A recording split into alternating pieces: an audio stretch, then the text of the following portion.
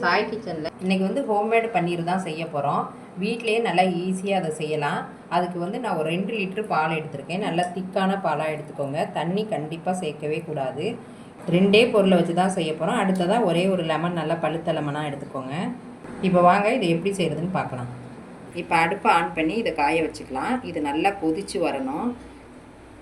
இது பண்ணுறதுக்கு இந்த மாதிரி அகலமான பாத்திரமாக எடுத்துக்கோங்க. அப்போ தான் நமக்கு பொங்கி வந்தாலும் கீழே வலியாமல் இருக்கும்.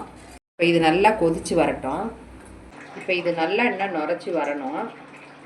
நல்லா இதை கைவிடாமல் நம்ம கிண்டிக்கிட்டே இருக்கலாம். கீழே பொங்கி வலியாமல் மட்டும் நம்ம பார்த்துக்கிட்டா போதும். நல்லா பொங்கி வருது பாருங்கள். இந்த ஓரத்தெல்லாம் இந்த மாதிரி எடுத்து விட்டுறலாம். இப்போ 10 நிமிஷம் நல்லா கொதித்து வந்ததும் நம்ம லெமன் ஜூஸ் சேர்த்துடலாம். இந்த பன்னீரை வச்சு நம்ம நிறைய ரெசிபி செய்யலாம். வீட்டிலே பால் வாங்கி நம்ம பன்னீர் செஞ்சோன்னா நமக்கு நிறைய குவான்டிட்டி கிடைக்கும். காசும் நிறைய செலவாகாது. இப்போ இந்த ஸ்டேஜில் நம்ம லெமன் ஜூஸ் சேர்த்துடலாம். 10 நிமிஷம் இந்த மாதிரி மிக்ஸ் பண்ணிக்கலாம்.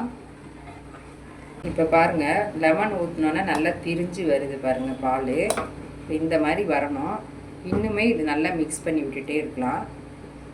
பால் ஒரு அரை மணி நேரம் கழிச்சு இந்த அளவுக்கு நமக்கு சுண்டி வந்துடும். இப்போ திரிஞ்சதெல்லாம் தனியாக தெரியுது பாருங்கள். இப்போ இதை வடிகட்டி எடுத்துக்கலாம். அடியில் வந்து ஒரு பிளேட்டை வச்சுட்டு அது மேலே இந்த சன்னி வச்சுக்கோங்க. இப்போ இந்த சன்னியில் ஊற்றி வடிகட்டிக்கலாம்.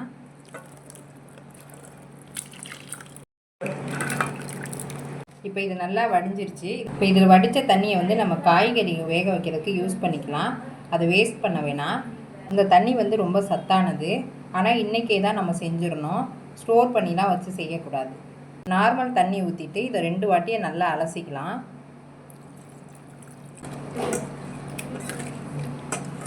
இன்னொரு டைம் தண்ணி ஊற்றிக்கலாம். இதை நல்லா அலசி எடுத்தாச்சு. இதை ஒரு வெள்ளை துணியில் சேர்த்துடலாம். இந்த அளவுக்கு நல்லா சுத்தமான காட்டன் துணியாக எடுத்துக்கோங்க. இப்போ இது கூட சேர்த்துடலாம். இது நல்லா டைட்டாக புழிஞ்சு எடுத்துக்கலாம். எந்த அளவுக்கு டைட்டாக புழிய முடியுமோ அந்த அளவுக்கு நல்லா டைட்டாக புழிஞ்சு எடுத்துக்கோங்க. சுத்தமாக தண்ணியே இருக்கக்கூடாது. நல்லா டைட்டாக புழிஞ்சிட்டு இந்த மாதிரி சன்னிலே வந்து அழுத்தி வச்சுக்கோங்க. இப்போ இது மேலேயே வெயிட்டான ஒரு பொருளை எடுத்து வச்சுக்கலாம். நான் வந்து இந்த இடிக்கிற கல்லை வைக்கிறேன். ஒரு அரை மணி நேரம் இது அப்படியே இருக்கட்டும்.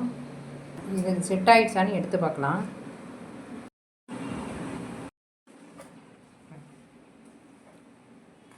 நல்லா நமக்கு இவ்வளோ பன்னீர் கிடச்சிருக்கு. வந்து பன்னீர் பாருங்கள் நல்லா சூப்பராக ரெடி ஆகிடுச்சு வீட்டிலையே. இதை வந்து நம்ம கடையில் வாங்கணுன்னு அவசியம் இல்லை. பன்னீரை வச்சு நிறையா ரெசிபி பண்ணலாம். பன்னீர் பட்டர் மசாலா பண்ணலாம். பன்னீர் பிரியாணி, பாலக் பன்னீர், பன்னீரை வச்சு வெரைட்டியாக செய்யலாம். இதை நீங்களும் ட்ரை பண்ணி பாருங்கள். இந்த மாதிரி கண்டெய்னரில் நல்லா ஸ்டோர் பண்ணி வச்சுக்கோங்க. நல்லா டைட்டாக மூடி ஸ்டோர் பண்ணி வச்சுக்கலாம். இந்த ரெசிபி உங்களுக்கு பிடிச்சிருந்தா லைக் பண்ணுங்கள், ஷேர் பண்ணுங்கள், கமெண்ட் பண்ணுங்கள். சாய் கிச்சனை மறக்காமல் சப்ஸ்கிரைப் பண்ணுங்கள். பாய்.